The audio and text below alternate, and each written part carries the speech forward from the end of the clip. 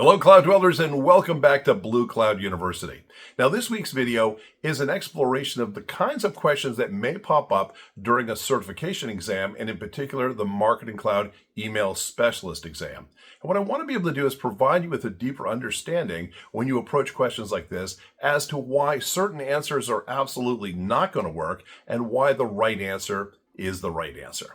Now, let's take a look at this week's question. The next question asks, Benson's Widgets is planning 3 new email sends for next week and wants them to be compliant. Which of the following is considered a commercial email based on CAN-SPAM compliance classifications?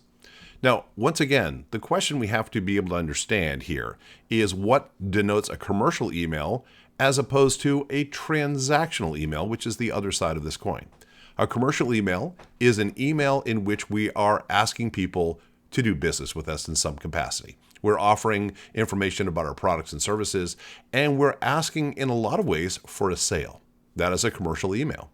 A transactional email is usually a response to something that somebody else has done. So, for example, somebody's just signed up for a webinar that we're presenting, and we want to be able to follow up saying, thank you for signing up for our webinar. It'll be next Wednesday, right? That is a transactional email based upon something that we're responding to.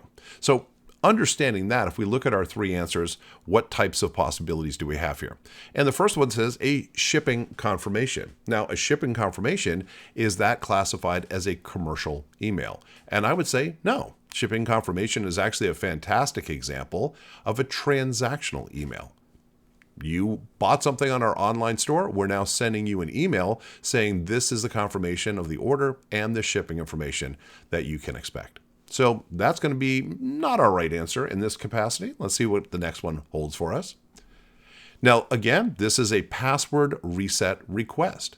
So we can presume that at some point somebody has locked themselves out of something and they're saying, I need your help, and could you send me an email telling me how I can reset my password? Again, it's a response to something that the person has done.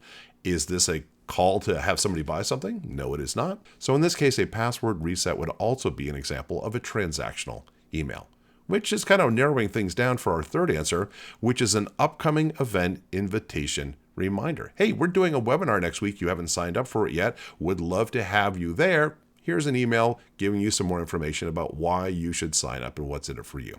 And that would be a great example of a commercial email. So I think we found our answer pretty easily there. The upcoming event invitation reminder is where we would want to go if we were looking for a commercial email.